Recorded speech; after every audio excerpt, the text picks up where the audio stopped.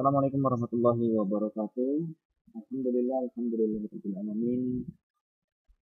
Pun hari ini kita akan belajar pendidikan agama Islam untuk kelas 8. Baik anak-anak semua, sebelum kita mulai, mari kita sama-sama buka pertemuan ini dengan membaca lafaz basmalah. Bismillahirrahmanirrahim.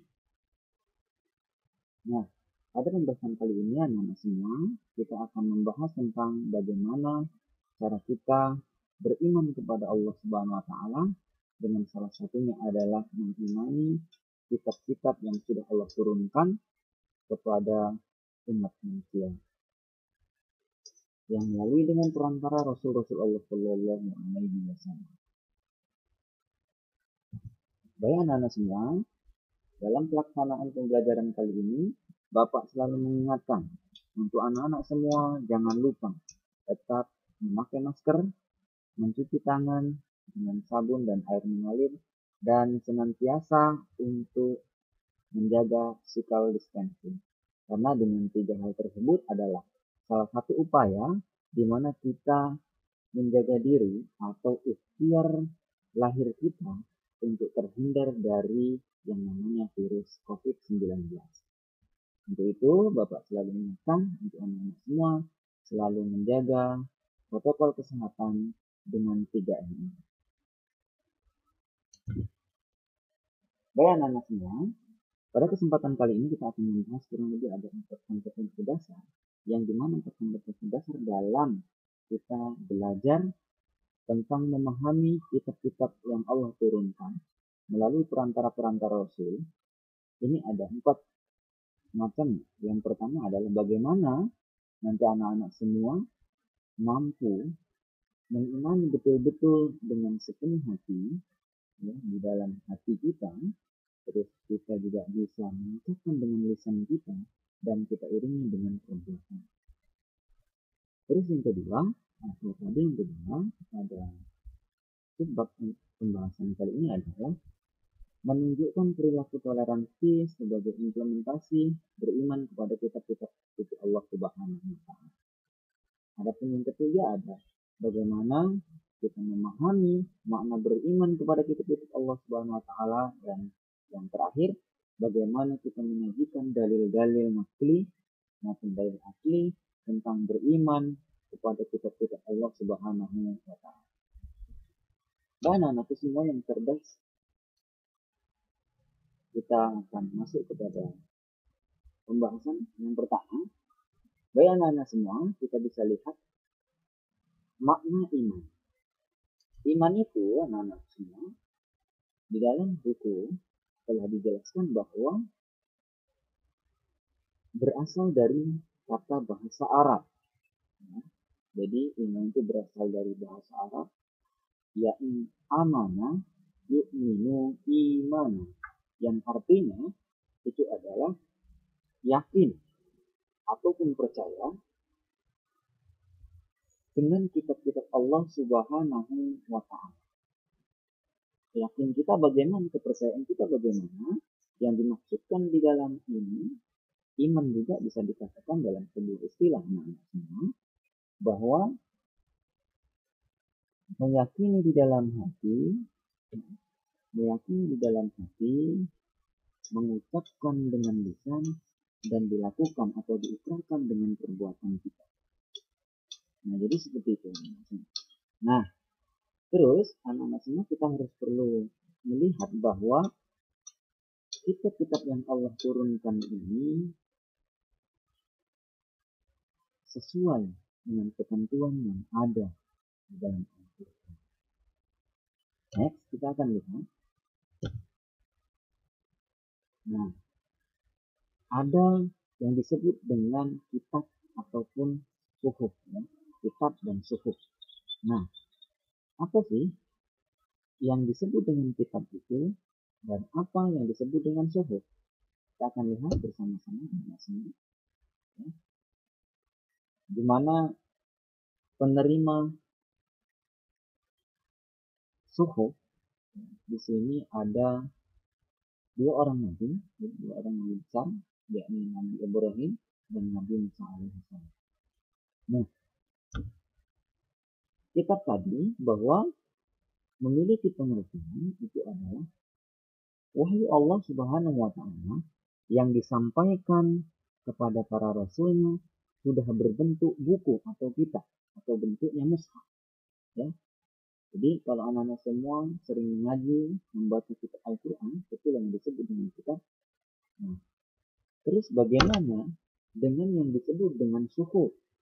Suhuf anak-anakku semua, suhuf itu adalah wahyu Allah Subhanahu wa Ta'ala yang disampaikan kepada para rasul tetapi masih berupa atau berbentuk lembaran-lembaran yang terpisah. Nah, perbedaan sangat jelas sekali ya, bahwa kitab itu adalah sekumpulan mushaf atau sekumpulan suhuf yang dimana itu sudah disatukan menjadi mushaf atau Al-Quran, yang dimana saat ini kita sudah merasakan, kita sudah membacanya. Dan suhuf itu adalah lembaran-lembaran atau bentuk lembaran-lembaran yang terpisah. Nah, keduanya ini adalah sama-sama wahyu dari Allah Subhanahu wa Ta'ala. Namun, tetap wahyu yang Allah turunkan itu melalui perantara yakni Rasul-Rasul Allah Subhanahu wa Ta'ala.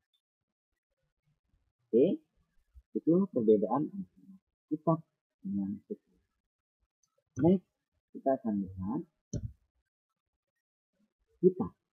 Nah, kita akan membahas ada berapa sih kitab yang sudah Allah turunkan melalui perantara Rasul-Rasul Allah Subhanahu wa Ta'ala. Yang pertama itu adalah kitab Taurat. Di mana kitab Taurat ini, sejarah singkatnya sudah dijelaskan, ya, bahwa kitab Taurat itu diturunkan pada abad 12 sebelum Masehi, di mana kitab ini diwahyukan kepada Nabi Musa alaihi salam. Ya. Jadi anak-anakku semua yang sering mendengarkan kisah-kisah Nabi, pasti kalian pernah mendengarkan Nabi Musa. Di mana Nabi Musa ini adalah di mana diberikan wahyu oleh Allah Subhanahu wa Ta'ala untuk menyampaikan kitab-kitab Taurat untuk siapa? Sasarannya adalah di mana kitab Taurat ini untuk pencerahan, untuk didakwahkan kepada Bani Israel. Ya. Nah, jadi anak-anak semua. Terus bahasa yang digunakan di dalam kitab Taurat ini adalah bahasa Ibrani. Oke, itu adalah kitab yang pertama. Next, kita akan lihat kitab yang kedua yang Allah turunkan itu kepada siapa? Nah, kitab yang kedua adalah kitab Zabur. Nah, kitab Zabur ini diturunkan pada abad 10 sebelum Masehi, yang dimana ini diturunkan ya, di daerah Yerusalem, dimana wahyu ini melalui perantara Nabi Dan ya, yang ditulis dengan bahasa Kipti. Kitab yang kedua adalah kitab Zabur. Next, kitab yang ketiga adalah kitab Injil. Kitab Injil, bagaimana sejarah singkatnya? Kita akan lihat. Kitab Injil, di mana kitab ini diwahyukan melalui perantara Nabi Isa alaihi salam pada abad 1 Masehi, yang dimana kitab tersebut ditulis dengan menggunakan bahasa Suryani. Kitab ini jadi sebagai pedoman kaum Nasrani ya, di zaman Nabi Isa alaihi salam. Oke, kitab yang ketiga sudah, kita akan berakhir pada kitab yang keempat. Nah, anak-anak semua, bagi yang beragama Muslim ya, ataupun yang non Muslim, tadi sudah Bapak sebutkan kitab-kitabnya sudah ada, namun itu digunakan kepada zamannya ataupun kepada keyakinan yang dipegang oleh anak-anak semua. Namun pada kesempatan ini, pada anak-anak semua yang beragama Muslim, kita akan memperdalam terkait dengan kitab suci Al-Quranul Karim yang sudah Allah turunkan. Nah, sejarah singkatnya bisa kita lihat anak-anak semua, di mana Al-Quran itu adalah sebagai kitabnya orang Muslim yang diturunkan pada abad 7 Masehi, di mana kitab ini diwahyukan kepada Nabi besar Muhammad Shallallahu Alaihi Wasallam dengan menggunakan al-lughatul Arabiyah atau bahasa Arab. Ya, anak-anak semua yang sudah mengaji dari 0 tahun hingga sampai dengan saat ini, yang sudah mengamalkan isi Al-Quran, yang sudah membaca isi Al-Quran.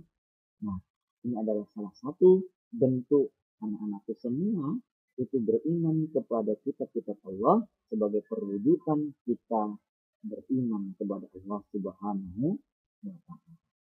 Baik, itu adalah keempat kitab yang Allah turunkan dengan melalui perantara Rasul-Rasul Allah Subhanahu wa Ta'ala. Nah, dari kitab yang pertama, kitab yang kedua, kitab yang ketiga, hingga kepada kitab yang terakhir adalah kitab Al-Quran. Next, dari anak-anak semua,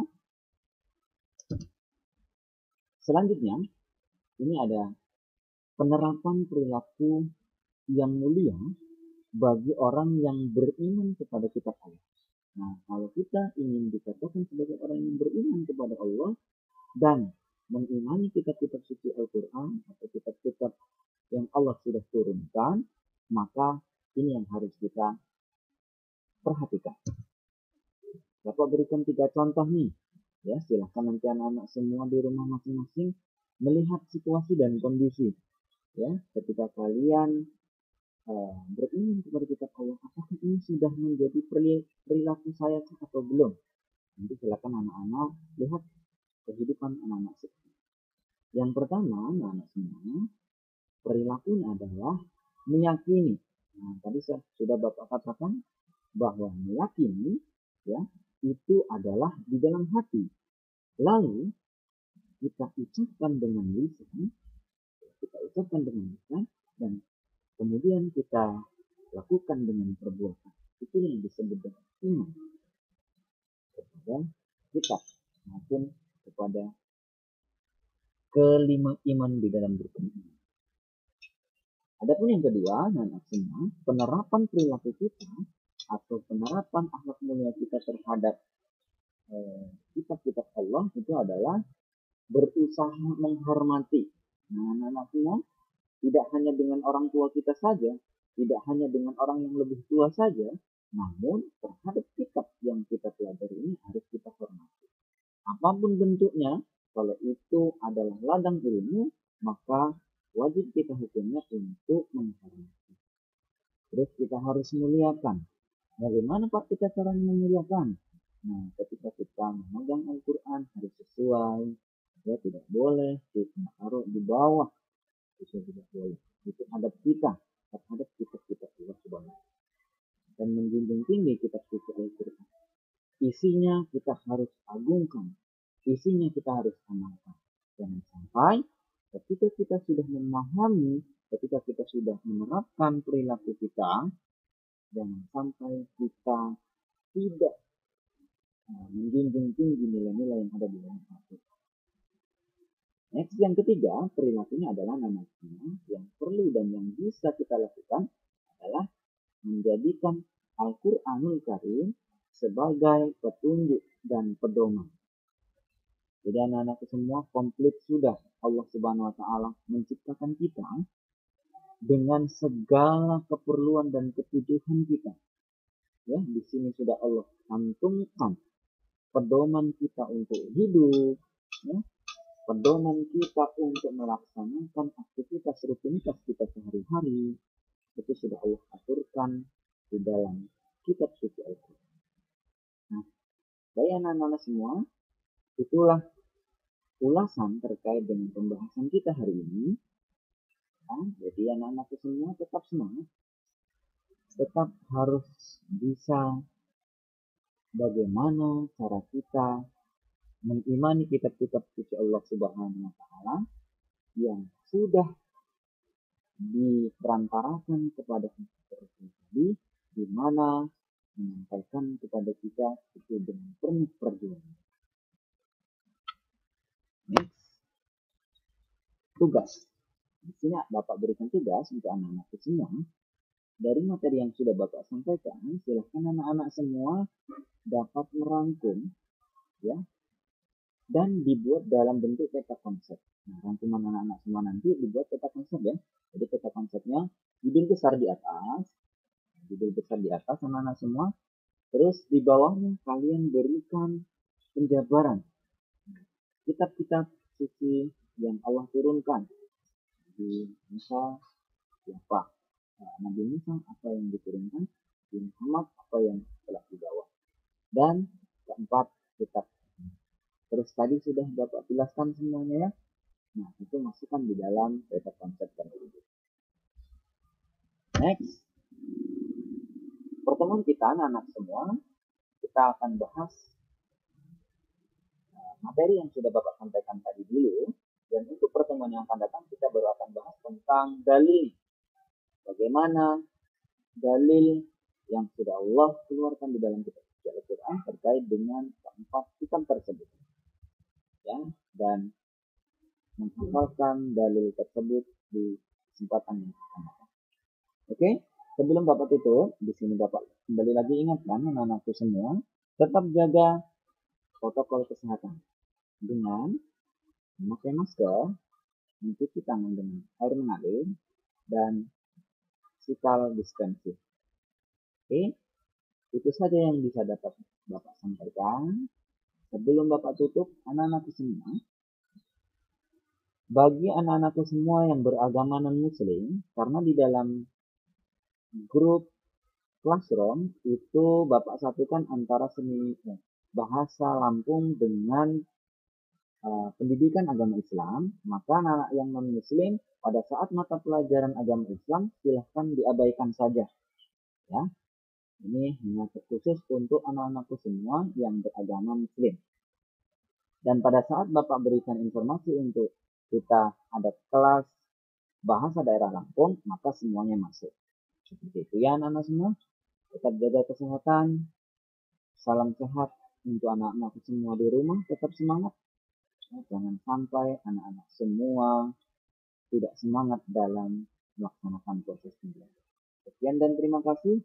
Assalamualaikum warahmatullahi wabarakatuh. Terima kasih.